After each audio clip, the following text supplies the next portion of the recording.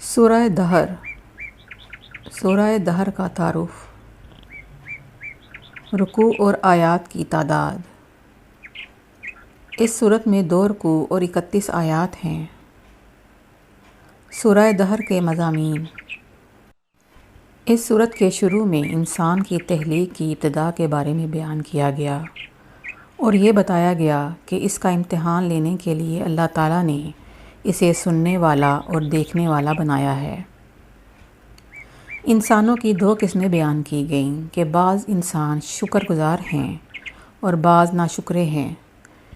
شکر کرنے والوں کی جزا جنت ہے اور ناشکری کرنے والوں کی سزا جہنم ہے۔ نیک مسلمانوں کی جزا جنت کے اوصاف بیان کیے گئے اور ان کے وہ اعمال بتائے گئے جس کی وجہ سے وہ اس جزا کے مستحق ہوئے۔ یہ بتایا گیا کہ نبی اکرم صلی اللہ تعالیٰ علیہ وآلہ وسلم پر قرآن مجید تھوڑا تھوڑا کر کے نازل کیا گیا، نیز آپ صلی اللہ تعالیٰ علیہ وآلہ وسلم کو کفار کی طرف سے پہنچنے والی ایذاؤں پر صبر کرنے کی تلقین کی گئی۔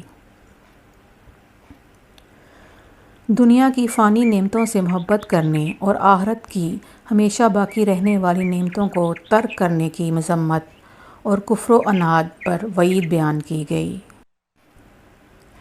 اس سورت کے آخر میں بتایا گیا کہ قرآن مجید تمام انسانوں کے لیے نصیحت ہے، تو جو چاہے اس سے نصیحت حاصل کر کے اپنے رب عز و جل کی طرف راہ اختیار کرے۔